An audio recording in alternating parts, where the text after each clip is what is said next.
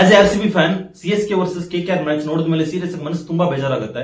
63 dot ball ಇನ್ innings, almost ಅರ್ಧ innings dot ball ಅಲ್ಲೇ ಆಡಿದ್ದಾರೆ CSK ಅವರು. 5 ಟ್ರೋಫಿ ಗೆದ್ದಿರುವಂತ ಟೀಮ್ ಪರ್ಫಾರ್ಮೆನ್ಸ್ ನೋಡಿದ್ರೆ ಸೀರಿಯಸ್ ಆಗಿ ಒಂದು ಜೆನ್ಯೂನ್ ಕ್ರಿಕೆಟ್ ಫ್ಯಾನ್ಗೆ ತುಂಬಾ ಬೇಜಾರಾಗುತ್ತೆ.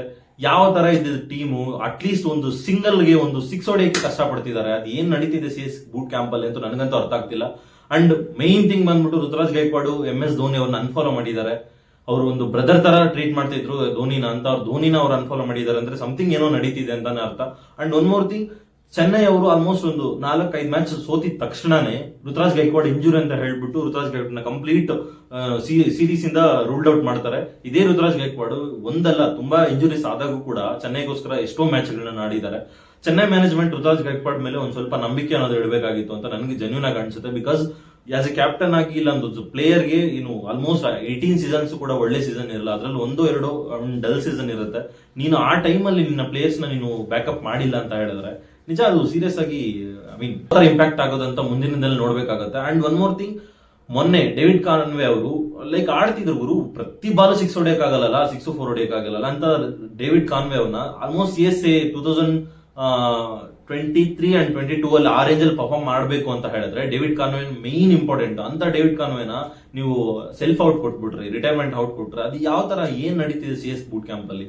ಅಂಡ್ ಎಲ್ಲಾ ಸೆಲೆಬ್ರೇಟ್ ಮಾಡಿದ್ರು, ಇಂಜುರಿ ಆಗಿದ್ರು ಕೂಡ ಇಂಜುರಿ ಬಗ್ಗೆ ಒಬ್ರು ಮಾತಾಡಿಲ್ಲ. ಧೋನಿ ಅವ್ರ ಕ್ಯಾಪ್ಟನ್ ರಿಟರ್ನ್ ಬರ್ತಿದಾರೆ ಅಂತ ಹೇಳ್ಬಿಟ್ಟು ಧೋನಿ ಅವ್ರ ಬಗ್ಗೆ ಎಲ್ಲ ಹೊಗಳ್ರು ಬಿಟ್ರೆ, ನಿಮ್ಮ ಓನ್ ಪ್ಲೇಯರ್ ಇಂಜುರಿ ಆಗಿದ್ರೆ ಅದ್ರ ಬಗ್ಗೆ ಯಾರಾದ್ರೂ ಮಾತಾಡಿದ್ರ?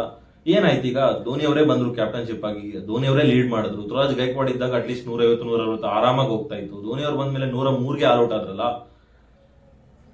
ಸೊ ಕ್ಯಾಪ್ಟನ್ಶಿಪ್ ಅನ್ನೋದು ಮ್ಯಾಟರ್ ಆಗಲ್ಲ.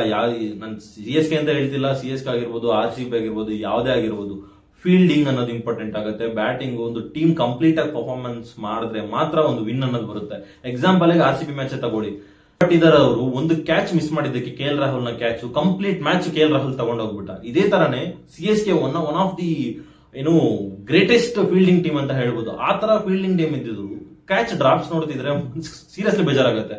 ಆಸ್ RCB ಫ್ಯಾನ್ ಆಗಿ CSK ಅವರು ಓನ್ ಪ್ಲೇಯರ್ಸ್ ಟ್ರೋಲ್ ಮಾಡ್ತಿರೋದು ನೋಡಿದ್ರೆ ಅಕ್ಸೆಪ್ಟ್ ಮಾಡಕ್ ಆಗ್ತಿಲ್ಲ. ಅಂಡ್ CSK ಓನ್ ಪ್ಲೇಯರ್ಸ್ ಆಗಿರ್ಬೋದು, ಧೋನಿ ಅವ್ರನ್ನ ಟ್ರೋಲ್ ಮಾಡ್ತಿದ್ದಾರೆ ಗುರು. ಅವ್ರು one of the greatest captain ಅಂತಾನೆ ಹೇಳ್ಬೋದು.